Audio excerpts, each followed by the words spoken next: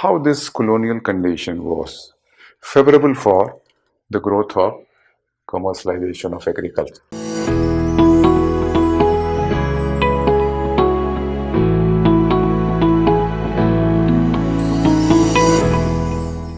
So first, commercialization of agriculture.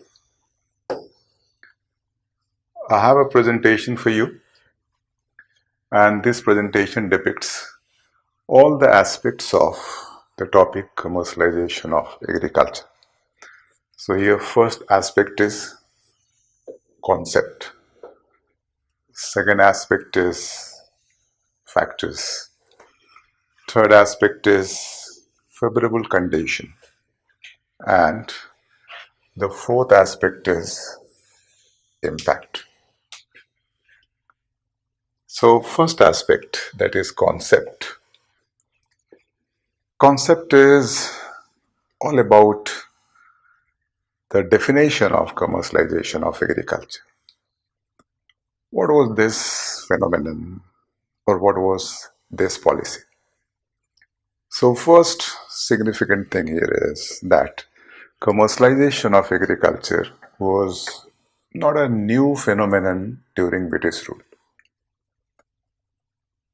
This phenomenon was there during pre-British times as well.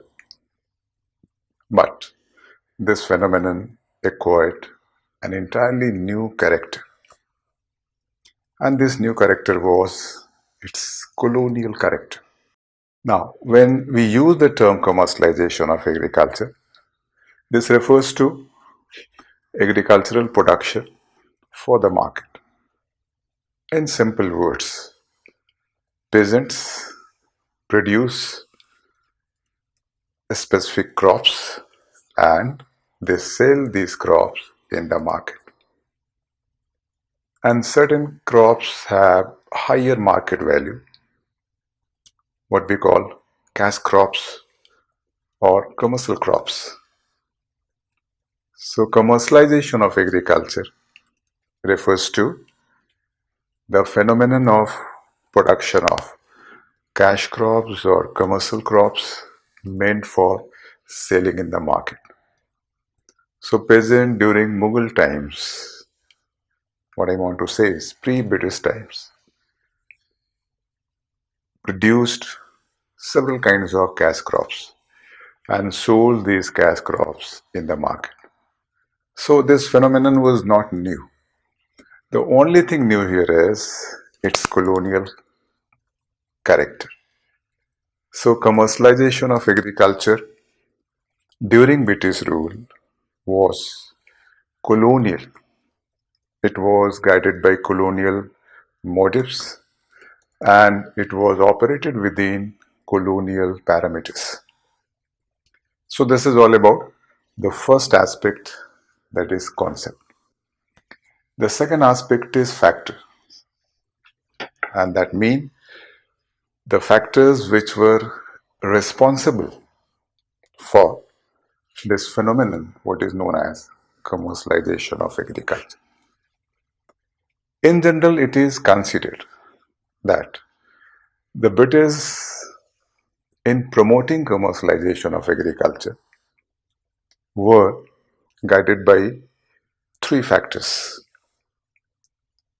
The first was the trade concern. English East India Company was a trading company. So a major concern of the company was to promote trade. Company wanted to create new lines of trade, and the company considered inclusion of the agricultural products into the trade processes as profitable. Result was the company started focusing on certain specific cash crops or commercial crops. The company started focusing on their production. The company started focusing on their appropriation in order to make them the part of their trade processes. And in simple way, the company promoted production of certain specific cash crops such as jute, indigo, cotton, tea, coffee, etc. and created mechanism to appropriate them in substantial amount to be exported. So first factor behind the policy of commercialization of agriculture was to expand the trade lines. Agricultural products expanded the trade lines of the company. The second factor was to balance China trade. Company had trading relations with China, but this relation was not favorable. And in order to make it favorable, company initiated a new trade approach, and that was to sell opium in China illegally. It was in fact an illicit trade because the trade in opium was not allowed in China. The modus operandi was to promote opium cultivation in India, then to procure it in substantial amount, and then to ship it to China, then to sell it in China. And since this illegal trade became highly profitable, so the company backed huge profit. So the second factor was to balance China trade using opium as a trade item. And third factor was to support industrial revolution in England. Industrial revolution in England was a phenomenon which gave birth to new requirements. And one such requirement was raw materials. So commercialization of agriculture was to support the raw material requirement of industrialization in England. So these three factors played role behind this policy. Then aspect number 3 is favorable condition. And favorable condition refers to the colonial condition. This simply means that the British rule, which was colonial in character, created a specific condition or a specific colonial condition, and this condition was favorable for commercialization of agriculture. I name some major ones. British rule promoted cash economy. Cash became important. Even for peasantry also cash became important. So the only option with them was to produce cash crops and sell them in the market and procure cash. Second, British rule introduced cash rentals or cash land revenue. Result was the peasants were supposed to pay in cash their rental or their land revenue. This also necessitated a production of cash crops and selling them in the market and appropriation of cash. Third, since the land revenue system was highly torturous, oppressive and suppressive, so the peasantry was always in debt.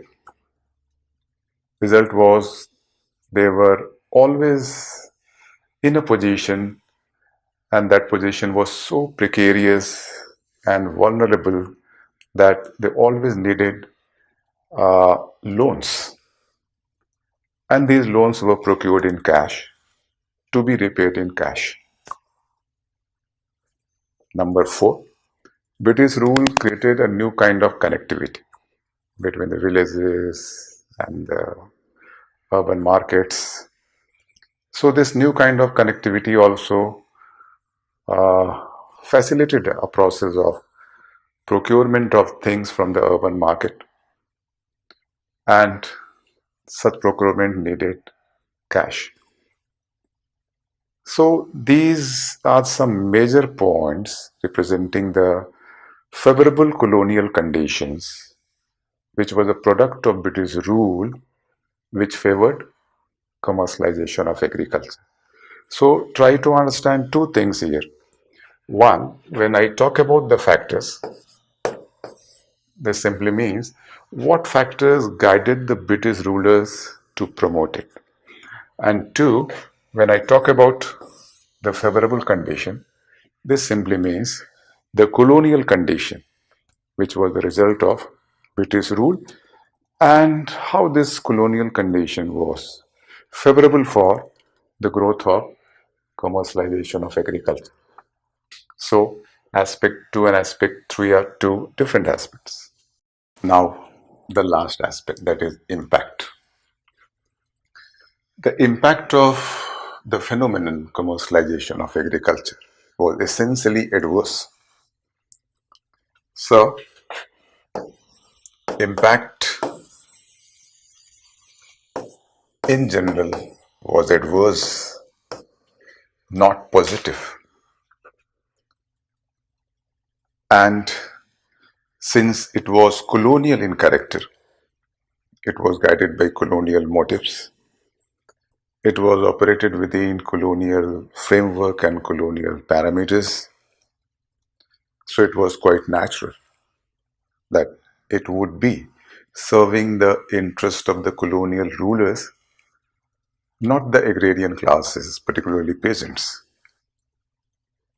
This phenomenon was a forced phenomenon also. It was thrust upon the peasantry. In many cases, peasantry was forced to produce cash crops for the British. Naturally, when a phenomenon is a forced one and the production is not out of will, it would be a phenomenon suppressive, oppressive, and torturous in nature. And that was the case with respect to commercialization of agriculture. The cash crop production by the peasants was meant for many purposes, as I have said, and its profit was largely not in the hands of the peasant. There were several kinds of intermediaries in between the peasants and the market, and they appropriated the huge part of this gain. So, peasantry in general were deprived of the gain of commercialization. Then, peasantry became subject to the fluctuations of market as well. And such fluctuations too had adverse impact on peasantry. Then the self-sufficiency, which was a hallmark of the village economy, was destroyed. And this is very simple to understand. Production of cash crops in the place of food crops would be destroying the self-sufficiency. It had dampening impact on the food grain production, and it created insufficiency and scarcities, and eventually created famine conditions. British rule was marked by a good number of famines from time to time, and many being very severe, taking heavy toll of life. Lakhs died You cannot assume this situation also that in one single famine, many lakhs people died. It was so horrible and tragic. But it happened. And commercialization of agriculture was one such policy which played a considerable role in creating famine conditions. So that's why we say that the commercialization of agriculture, this was a forced process and its impact was in general adverse. But if we have to consider a positive facet of this, so one positive facet was that it led to diversification of cash crops. So this was a good thing, but naturally this was at the cost of millions of lives. And second positive is that it created a new kind of exchange network between the villages and the towns and the cities, even international market. So diversification of cash crops and gradual growth of new exchange network can be considered uh, a positive in a certain sense, you can say. But the process overall was oppressive for the peasantry and for village economy. So this is all about the four aspects of the policy or the phenomenon commercialization of agriculture.